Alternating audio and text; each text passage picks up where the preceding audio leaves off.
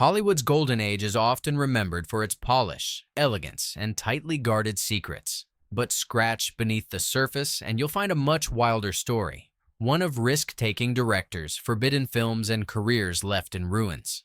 Before the production code locked the gates, a small army of bold filmmakers created movies that shocked censors, defied church warnings, and openly questioned the rules of polite society. These directors thought they were making art. The studios, pressured by scandals and moral panic, saw them as liabilities. In some cases, a single film was enough to turn an industry favorite into an overnight outcast. Their work ignited debates from pulpit to parliament, but behind the headlines were real lives and ambitions derailed. These are the 10 pre-code films that cost their directors everything, the stories of talent punished for daring to test the limits. Sometimes, being first through the door means you're the one who gets burned. The Story of Temple Drake, 1933. Stephen Roberts. When Paramount Pictures tapped Stephen Roberts to adapt William Faulkner's Sanctuary, they knew they were handling dynamite. The story was a deep dive into the darkness of Southern society, and the novel's reputation for controversy had already made it notorious in literary circles. Miriam Hopkins starred as Temple, a college girl whose tragic journey exposed the hypocrisy and violence beneath the surface of respectable America.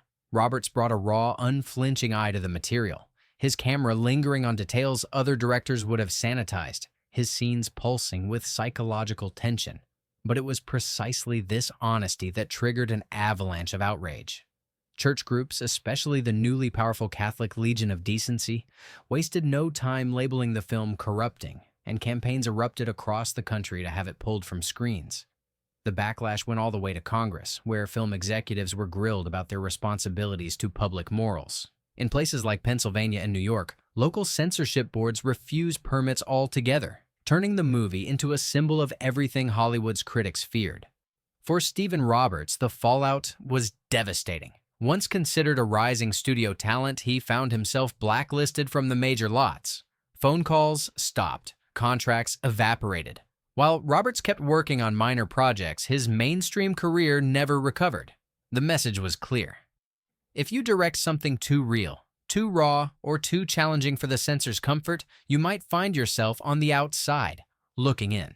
Today, The Story of Temple Drake is hailed as a milestone in film realism, but its director paid a price most audiences never realized.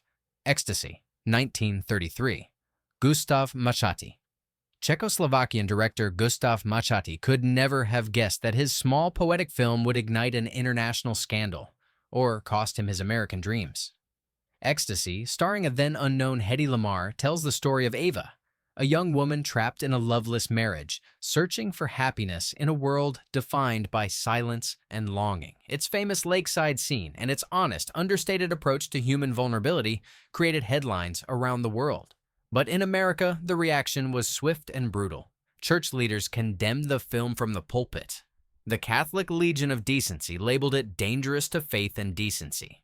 Civic organizations threatened theater owners, picketed screenings, and sent letters to studio bosses. In Boston, Chicago, and New York, city boards banned the film outright, refusing to license any version, even after multiple cuts. For many, Machhati became the poster child for foreign filth, and studios rushed to assure the public they would not import that kind of thing. Despite its critical acclaim in Europe and the artistic innovations Machhati brought to the screen, his name became a warning sign in Hollywood. When he emigrated to the U.S. in the late 1930s, no major studio would hire him for years. He was relegated to obscure second-unit work, B-movies, or teaching jobs. Lamarr would go on to become a major American star, but Machhati never again found his footing. In private, other émigré directors called it the Ecstasy curse. His vision, once hailed as groundbreaking, became the very thing that closed doors. A reminder that even art with the highest intentions can have the heaviest consequences in the wrong climate. Employee's Entrance, 1933. Roy Del Ruth. Roy Del Ruth was known as a skilled craftsman, someone who could direct everything from musicals to gritty dramas. But Employee's Entrance was something different, a piercing look at the predatory world inside a New York department store. Warren Williams' character, Kurt Anderson, wasn't just a tough boss. He was a man for whom ambition justified anything. The film didn't flinch from showing the consequences of unchecked power, nor did it shy away from depicting a corporate world where rules existed only to be bent by those in control. What made Del Ruth's vision so daring wasn't just the realism, but the open criticism of American business ethics. Church groups and civic organizations declared war on the film. The Catholic Legion of Decency condemned it outright. And in cities like Memphis and St. Louis, entire storylines were cut by censors. Warner Brothers, usually happy to back a director with a strong track record, suddenly became cautious. Internal memos reveal studio executives warning Del Ruth that public taste is shifting and that he should avoid problem stories going forward. Del Ruth's willingness to pull back the curtain cost him. He found himself passed over for prestigious projects in favor of directors seen as safer. Eventually, he left Warner Brothers for minor assignments at smaller studios. His creative freedom replaced with careful caution. For Hollywood, it was a message. Take too many risks, and the business will close ranks to protect itself. The Sin of Norah Moran, 1933. Phil Goldstone. Phil Goldstone was an independent visionary. As both producer and director, he prided himself on finding stories that challenged audiences. The Sin of Norah Moran was his most daring experiment. A tragic tale of a young woman, unjustly condemned, whose life is revealed through a tapestry of flashbacks and psychological depth that was decades ahead of its time. Zita Johan's performance as Norah brought heartbreak and empathy to a role that was anything but conventional. But Goldstone's ambition put him on a collision course with the censors. The Catholic Legion of Decency called the film an attack on virtue and demanded heavy edits. The film's non-linear storytelling, moral ambiguity, and refusal to deliver a conventional ending left censors and moral guardians furious. In the Midwest, theaters faced pickets. In the South, entire markets banned the film. Major studios watched the chaos unfold and quietly shut their doors to Goldstone. His phone stopped ringing for prestige jobs. He took to producing minor genre pictures, finding himself an outsider in an industry that suddenly craved predictability. Goldstone's bold, innovative vision didn't just close doors. It made him a cautionary tale for any other filmmaker who might dare to color outside the lines. Only decades later did critics celebrate his courage. In his own time, Goldstone paid the highest price for refusing to play it safe. Born to be Bad, 1934. Lel Sherman.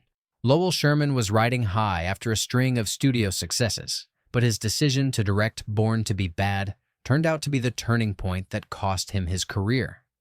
The film, starring Loretta Young, tells the story of a streetwise young woman navigating a harsh, judgmental society with wit and unapologetic confidence.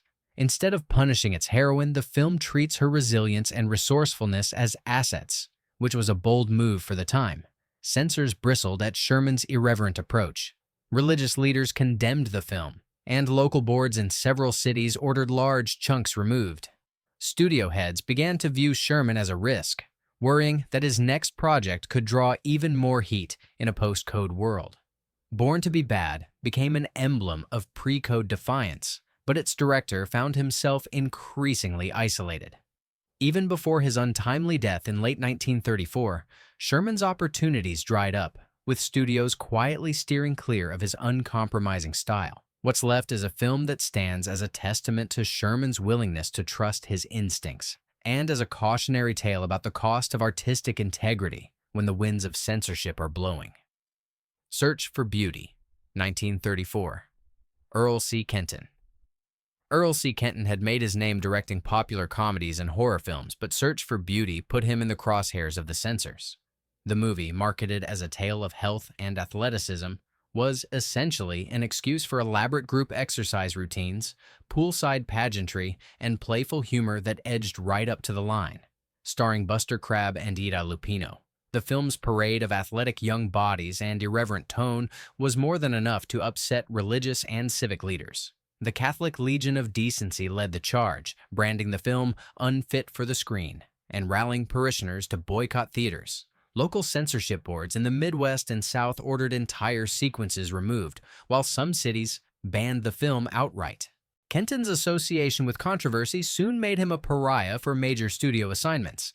After Search for Beauty, he was largely relegated to low-budget horror and comedies, far from the mainstream prestige he'd once enjoyed. Kenton's fate became a warning.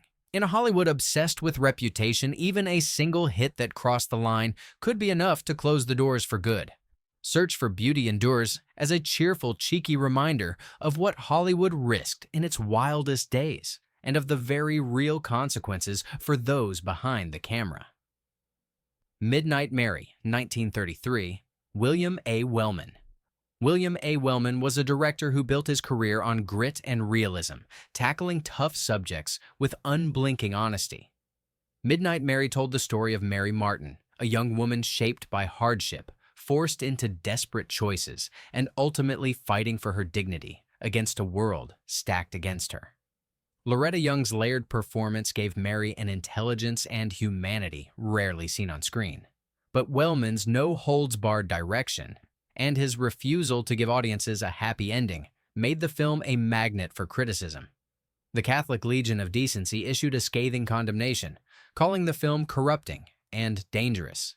City censors from coast to coast demanded edits or threatened outright bans, forcing the studio to issue multiple versions for different markets. For Wellman, the backlash was immediate and long-lasting. Studio bosses, wary of the new code and desperate to avoid trouble, began steering him towards safer projects or passing him over for major assignments altogether. Wellman's willingness to push boundaries became a liability. He survived in the business, but Midnight Mary was the last time he enjoyed true creative freedom without second-guessing what the censors might say. Today, Wellman is celebrated as a master of American realism, but in his own era, his honesty was the very thing that nearly ended his career. Scarface, 1932, Howard Hawks. Howard Hawks was already a rising star when he signed on to direct Scarface, a gangster epic that would become a touchstone of the genre. Working with producer Howard Hughes, Hawks pulled no punches, delivering a film that was brutal, fast-paced, and unapologetic in its depiction of power and crime. Paul Mooney's Tony Camonte blazed across the screen, his rise and fall as thrilling as it was dangerous. But the censors saw things differently. The Catholic Legion of Decency, along with major city officials, claimed the film glorified crime and set a terrible example for American youth.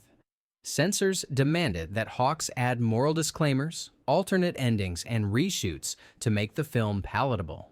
Some states refused to show it at all. The controversy made Hawks a lightning rod for criticism, and even though the film became a box office sensation, the experience left its mark. Hawks found doors closing at certain studios, which labeled him as problematic. He was forced into safer projects for a time and had to navigate an industry that suddenly viewed boldness as a liability. Scarface is now seen as a classic, but for its director, it was a stark lesson in the risks of honest storytelling in a business ruled by fear. Red-Headed Woman, 1932, Jack Conway. Jack Conway was a trusted studio hand at MGM, known for his ability to manage both drama and comedy. With Red-Headed Woman, however, he pushed the boundaries further than anyone expected. Jean Harlow's Lil Andrews was everything a good girl in Hollywood wasn't supposed to be. Witty, cunning, and completely unapologetic as she manipulated her way through high society. The film's blend of satire and irreverence infuriated censors. The Catholic Legion of Decency called it an open attack on marriage and virtue. Some cities refused to license the film, while others forced MGM to remove scenes or change the ending. The fallout was swift. Conway, once in line for the studio's biggest pictures, suddenly found himself passed over. Studio heads worried about drawing more heat, and Conway's reputation as a risk-taker became a liability. While he continued working, the days of prestige projects were largely behind him. Red-Headed Woman is now celebrated as a comedy classic, but for Conway, it served as a harsh reminder that even a hit could close doors when the winds of censorship were blowing hard. Safe in Hell, 1931, William A. Wellman. William A. Wellman makes a second appearance on this list for his uncompromising work on Safe in Hell. Dorothy McHale played Gilda, a woman on the run who finds herself in a tropical hotel full of danger and desperate men. The film's unfiltered look at fear, desperation, and the lengths people will go to survive was ahead of its time. And predictably, It drew fire from all sides. Church groups and local censors were relentless. The Catholic Legion of Decency declared the film unacceptable, and in some places, entire reels were ordered cut. Studio executives, already nervous about the tightening code, quickly decided Wellman was too unpredictable for their taste. He was moved to less controversial projects, his wildest scripts left unmade, and his creative risks replaced with safe choices. Wellman's double appearance on this list is no accident. He was a director whose honesty was seen as a threat, and he paid for it with a career stunted just as he hit his stride. Safe in Hell is a testament to Wellman's courage, but also to Hollywood's willingness to sacrifice its most daring talents on the altar of public opinion. 10 films, 10 directors, 10 lives changed forever by a few hours on the silver screen. In Hollywood's early days, visionaries were both celebrated and destroyed, sometimes in the same breath. These directors dared to question, to innovate, and to show life as it truly was, even if it meant facing the wrath of censors, church leaders, and nervous studio bosses. Their movies didn't just bend the rules, they broke them, and paid the price in lost jobs, ruined reputations, and dreams deferred. But their legacy lives on. Every time a filmmaker tells the truth, every time a story pushes boundaries, it's because someone years ago risked everything for the sake of art. Which story surprised you most? Share your thoughts in the comments, and if you crave more untold tales from Hollywood's wildest era, don't forget to like, share, and subscribe. Sometimes history is written by those brave enough to take the fall.